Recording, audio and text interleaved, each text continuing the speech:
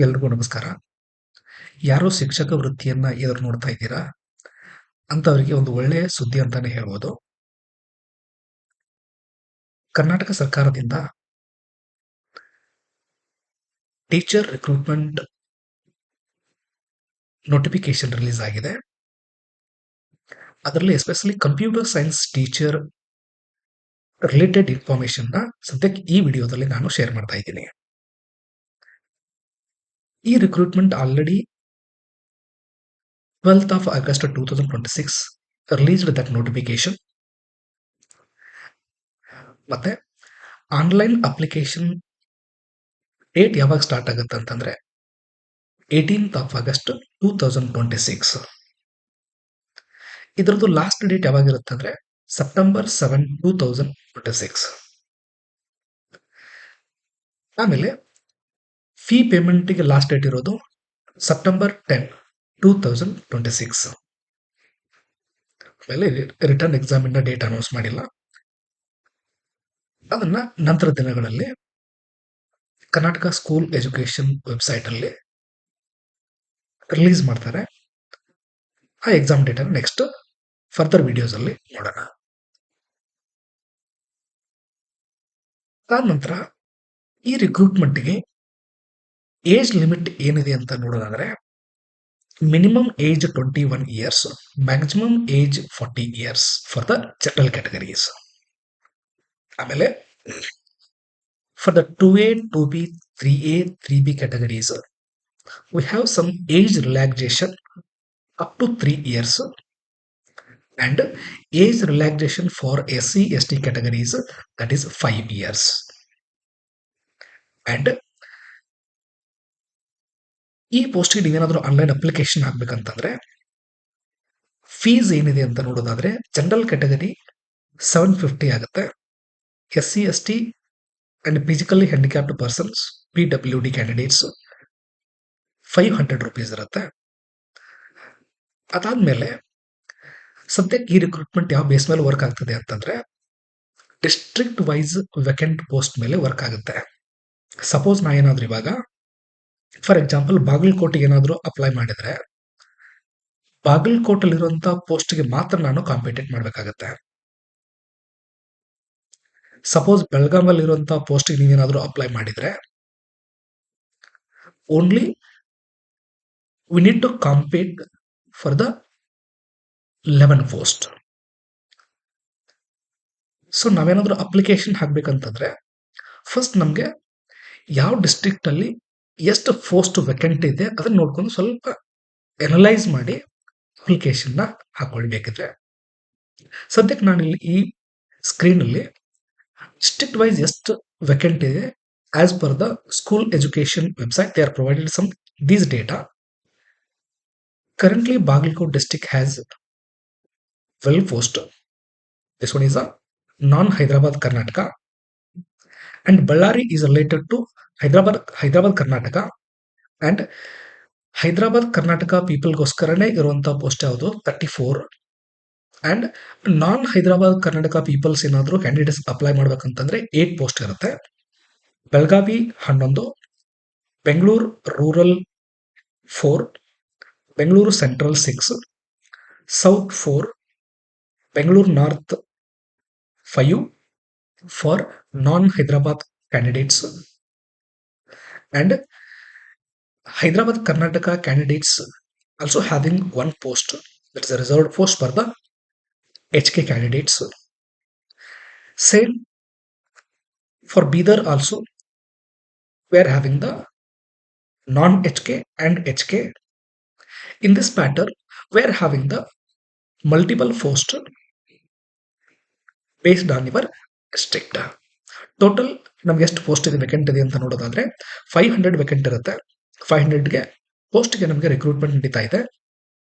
ಅದರಲ್ಲಿ ಹೈದರಾಬಾದ್ ಕರ್ನಾಟಕ ಯಾವುದು, ನಾನ್ ಹೈದರಾಬಾದ್ ಕರ್ನಾಟಕ ಯಾವುದು ಪೋಸ್ಟ್ ಅನ್ನ ಯಾವ್ದಕ್ಕೆ ನೀವು ಅಪ್ಲಿಕೇಬಲ್ ಆಗುತ್ತೆ ಅದು ನೀವು ಯಾವ ಡಿಸ್ಟ್ರಿಕ್ಟ್ ರಿಲೇಟಿವ್ಸ್ ಇರುತ್ತೋ ಆ ಡಿಸ್ಟ್ರಿಕ್ಟ್ ಥ್ರೂ ನೀವೇನಾದ್ರೂ ಅಪ್ಲಿಕೇಶನ್ ಹಾಕಿದ್ರೆ ಹಾಕ್ಬೋದು. ಆಮೇಲೆ ಈ ಪೋಸ್ಟ್ಗೆ ನಾವು ಕಂಪ್ಯೂಟರ್ ಸೈನ್ಸ್ ಟೀಚರ್ಸ್ ಪೋಸ್ಟ್ಗೆ ಸಿಲೆಬಸ್ ಏನಿದೆ ಅಂತ ನೋಡೋದಾದ್ರೆ here officially they are provided syllabus. You can open that particular website and just click on the CA cell here. ಇಲ್ಲೇನೊಂದು ಲಿಂಕ್ ಇದೆ, ಈ ಲಿಂಕ್ ಕ್ಲಿಕ್ ಮಾಡಿದ್ರೆ ನಿಮಗೆ CA cell ಅಂತ ಏನೊಂದು ಲಿಂಕ್ ಇರುತ್ತೆ ಅಥವಾ ಮೆನು ಇರುತ್ತೆ, ಅದ್ರ ಮೇಲೆ ಕ್ಲಿಕ್ ಮಾಡಿದ್ರೆ ನಿಮಗೆ ಇನ್ನೊಂದು ಪೇಜ್ ಏನಾಗುತ್ತೆ ಓಪನ್ ಆಗುತ್ತೆ. ಈ ಪೇಜ್ ಅಲ್ಲಿ ಎಲ್ಲಾ ಸಬ್ಜೆಕ್ಟ್ ಸಿಲೆಬಸ್ ಕಾಪೀಸ್ ಅನ್ನ ಇಲ್ಲಿ ಅಪ್ಲೋಡ್ ಮಾಡಿದ್ದಾರೆ ಅವರು. Here syllabus for competitive examination for teachers recruitment 26. Computer science teachers post ನೋಡೋದಾದ್ರೆ 10th one ಬರುತ್ತೆ, serial number 10, GPT paper 2 CST, computer science teacher. Just open that particular link. Here you will get the complete syllabus which is related to computer science teacher. That's a PDF file here. Unit 1 syllabus ಯಾವ ತರ ಇರುತ್ತೆ ನೋಡಿ. We have already discussed about CRISE recruitment. Karnataka residential school ಅಲ್ಲಿ ಏನ್ recruitment ನಡೀತಾ ಇದೆ, ಅಲ್ಲಿನೂ computer science teacher post call form ಆಗಿದೆ. ಆಲ್ರೆಡಿ ಒಂದಿಷ್ಟು ಜನ ಅಪ್ಲೈ ಮಾಡಿದಿರಿ, ಇನ್ನೂ ಜನ ಅಪ್ಲೈ ಮಾಡಬಹುದು, ಇನ್ನೂ ಡೇಟ್ ಇದೆ. ಅದೇ ತರ ಈ ಪೋಸ್ಟ್ಗೆ ಸಿಲೆಬಸ್ ಏನು ಇರೋದಂತ ನೋಡೋದಾದ್ರೆ ಸ್ವಲ್ಪ ಡಿಫ್ರೆನ್ಸ್ ಆಗುತ್ತೆ. ಕಂಪ್ಯೂಟರ್ ಯಾವ್ದ್ರಿ, KREIS recruitment and school education recruitment. Unit 1 fundamentals of the computer. Second unit, discrete structure and optimization.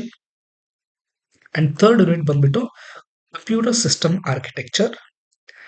Next, fourth unit, programming languages and computer graphics. Next, fifth unit, database management system. And sixth unit, system software and operating system. And seventh unit, software engineering. Eighth unit, data structures and algorithms. Unit 9, data communication and computer networks. Unit 10, artificial intelligence. Totally, we are having the 10 units of the syllabus. Based on these particular concepts, ಅವ್ರು ಏನ್ ಮಾಡ್ತಾ ಇದ್ದಾರೆ, exam ಅನ್ನ conduct ಮಾಡ್ತಾ ಇದ್ದಾರೆ. ಈ exam ಯಾವ pattern ಇರುತ್ತೆ ಅಂತ ನೋಡೋದಾದ್ರೆ, ಏನ್ ಆಬ್ಜೆಕ್ಟಿವ್ ಟೈಪ್ ಇರುತ್ತೆ as per the previous examination, KREIS examination. Here also we are having the objective type pattern. ಈ ಸಿಲೆಬಸ್ ನೋಡೋದಾದ್ರೆ compare to KREIS, we are having some similar concepts. Here also computer fundamentals ಬರುತ್ತೆ, operating system ಬರುತ್ತೆ, programming languages ಬರುತ್ತೆ. Programming languages ಅಲ್ಲಿ ಕ್ರೈಸ್ ಅಲ್ಲಿ ಏನ್ ಕೊಟ್ಟಿದ್ರಲ್ಲಿ specific ಆಗಿ ಸಿ ಪ್ರೋಗ್ರಾಮಿಂಗ್ ಲ್ಯಾಂಗ್ವೇಜ್ ಅಂತ ಮೆನ್ಷನ್ ಮಾಡಿದಾರೆ. ಅಲ್ಲಿ ಇಲ್ಲೇನ್ ಮೆನ್ಷನ್ ಮಾಡಿದ್ದಾರೆ, ಪ್ರೋಗ್ರಾಮಿಂಗ್ ಇನ್ C++ ಅಂತ ಮೆನ್ಷನ್ ಮಾಡಿದ್ದಾರೆ. ಅದರ ಜೊತೆಗೆ ಪ್ರೋಗ್ರಾಮಿಂಗ್ ಸಿನು ಮೆನ್ಷನ್ ಮಾಡಿದ್ದಾರೆ. ಮೀನ್ಸ್ ಅದೇ ಸಿಲೆಬಸ್ ಇಲ್ಲಿ ಕ್ಯಾರಿ ಫಾರ್ವರ್ಡ್ ಆಗುತ್ತೆ. Additionally, they are provided C++ language. And we are having the one more concept, web programming also. Database management system is also provided in the CRISE. Here also we are having the same syllabus. Means, suppose ನೀವೇನಾದರೂ ಕ್ರೈಸ್ exam ಏನಾದರೂ prepare ಆಗಿದ್ರೆ ಈಸಿಯಾಗಿ same syllabus ನ ಇಲ್ಲಿ carry forward ಮಾಡಿರೋದ್ರಿಂದ ನಿಮ್ಗೆ ಇನ್ನೊಂದಿಷ್ಟು ಏನಾಗುತ್ತೆ, ಈಸಿ ಆಗುತ್ತೆ. ಯಾಕಂತಂದ್ರೆ ಎಡಿಷನಲ್ಸ್ ಒಂದಿಷ್ಟು ನ್ಯೂ ಕಾನ್ಸೆಪ್ಟ್ ಆಡ್ ಮಾಡ್ಕೊಂಡಿದ್ದಾರೆ ಈ ಪರ್ಟಿಕ್ಯುಲರ್ ಎಕ್ಸಾಮಿನೇಷನ್ ಅಲ್ಲಿ. ನೀವು ಅದನ್ನೊಂದಿಷ್ಟು ನೋಡ್ಕೊಂಡ್ಬಿಟ್ರೆ ಅಂದ್ರೆ ಒಂದು ಸಿಲೆಬಸ್ ಅನ್ನ ಎರಡಕ್ಕೂ ಮ್ಯಾನೇಜ್ ಮಾಡುವಂತ ಕೆಪಾಬಿಲಿಟಿ ನಿಮ್ಮಲ್ಲಿ ಬರುತ್ತೆ. ಅದೇ ತರ ಈ ಸಿಲೆಬಸ್ ರಿಲೇಟೆಡ್ ವಿಡಿಯೋಸ್ ಏನಾದ್ರು ಕಂಟೆಂಟ್ ಎಕ್ಸ್ಪ್ಲನೇಷನ್ ಬೇಕಾಗಿದ್ರೆ ನೆಕ್ಸ್ಟ್ ಫರ್ದರ್ ವಿಡಿಯೋಸ್ ಅಲ್ಲಿ ಕಂಟಿನ್ಯೂ ಮಾಡೋಣ. Thank you. Keep watching.